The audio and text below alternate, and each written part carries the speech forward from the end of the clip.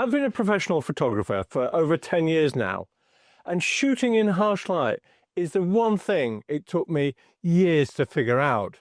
I used to dread going out to take pictures in the middle of the day in bright sunlight. I've actually got pretty good at it, and I really enjoy going out to do it now because it's a creative challenge. You don't need to spend thousands of dollars on a fancy camera or expensive courses, and you don't need to worry about getting up at silly o'clock or staying up late at night to catch that beautiful golden light. When the lighting is harsh, you need to take a different approach. Today, I'm going to give you 3 key steps that I use when I think the lighting sucks. After watching this video, you'll never have a problem again when you're faced with harsh lighting conditions. You'll want to go out and take photos in the middle of the day, and let's face it, that's the most convenient time for most of us. There's really just 2 types of lighting that you're going to be faced with. One is when you get a mixture of very strong contrast, so you'll get very bright areas, so strong highlights, and very dark areas, deep shadows,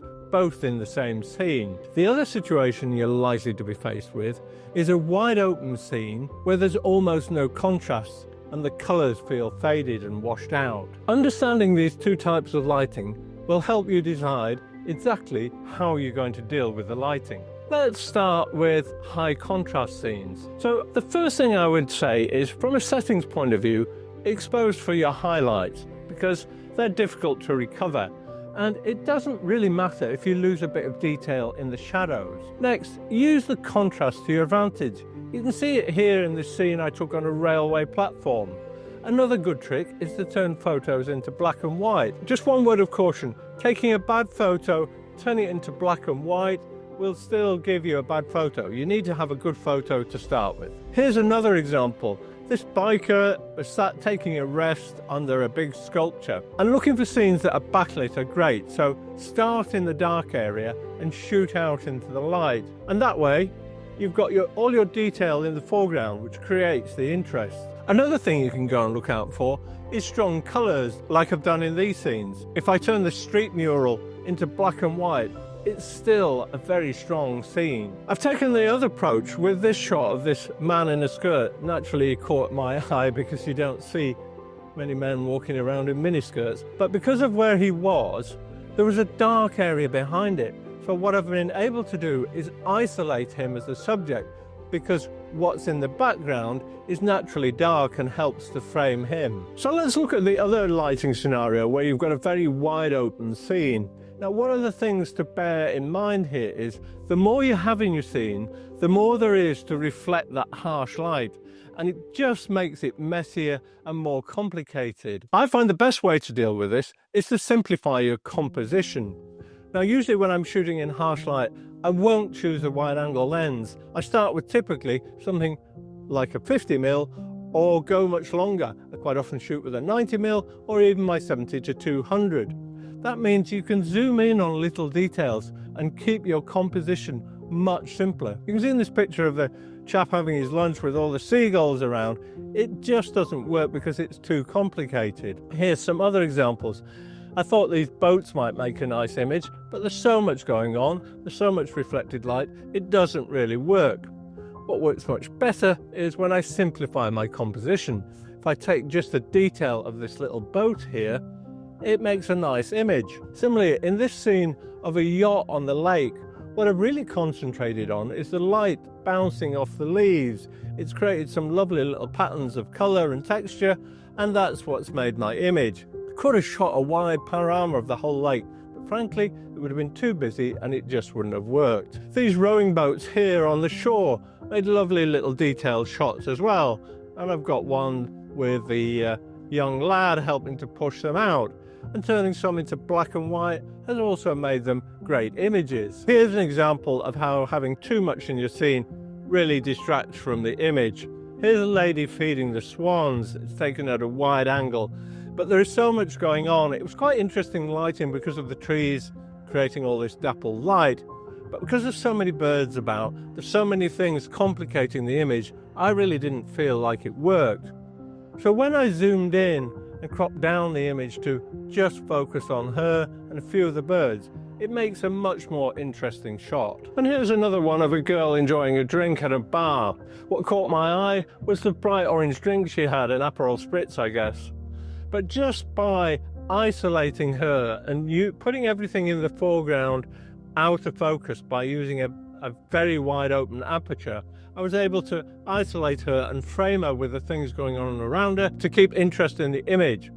And I exposed, actually, for her face, I spot metered off her face so that was correctly exposed, and I didn't worry about the stuff in the background being slightly blown or being lost in the detail in the shadows. My final point, and for me this was the crux of figuring out how to do harsh lighting. It doesn't have to be your enemy. What you've got to do is embrace it. Don't try and change a harsh lighting scene into a soft lighting scene, and vice versa. For high contrast scenes, play up the drama. Use the contrast as a compositional tool. You know, if you've got dark shadows, use them as leading lines to lead you into the frame. Trying to do that with this young guy eating his ice cream. And similarly here, I've taken this old couple sat on a bench, but I've been able to use the trees around them to completely frame them. So even though they're lit very harshly, there's a natural framing from the shadows caused by the trees around them. Now, just before I get into my third point, if you're struggling with your photography in any way, whether it's lighting conditions, mastering your camera settings, or just wondering how to develop your own creative style, I've got some good news for you. I'm opening up 5 free slots for you to have a discovery call with me. We can talk about the things you're struggling with in your photography and the goals and ambitions you have for it. And together, we can work out a plan to help you achieve those goals. There's a link in the description. The calls are totally free, but don't wait long because there's only me to answer them. So I'm keeping it to just a small number of calls. And then finally, I would say to you, when you're processing your images, you need to develop a new style. I tend to boost my exposure slightly. I might take down my highlights just a tiny bit. I might even boost them, but I'll almost certainly drop my shadows to lose some of the detail in it until you've got a style that you're happy with. I would focus on making your images look a lot more cinematic. And that's what I've tried to do with these. I'm trying to give them that cinematic feel. Imagine Hollywood movies that are shot in bright sunlight, like spaghetti westerns, films shot in the desert, and so on. If you develop a different style when you're shooting in harsh light, you'll be able to embrace it and you'll be able to have a lot more fun. So let's just do a little recap of what I've covered today. Firstly, I've talked about the 2 different types of light. One is where you get very harsh contrasts. The other is where you have almost no contrast at all. Use the harsh contrast to help your composition.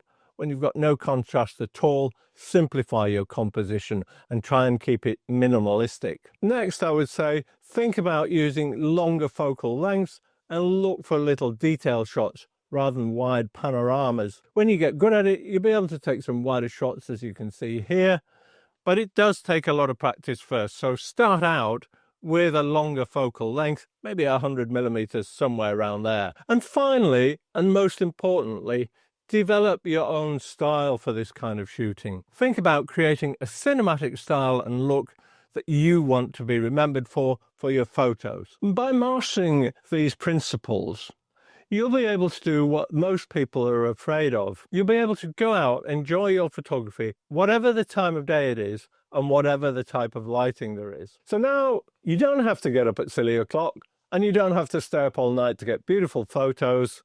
You'll be able to take them whenever you want. That's it for this video. I'll look forward to seeing you in the next one.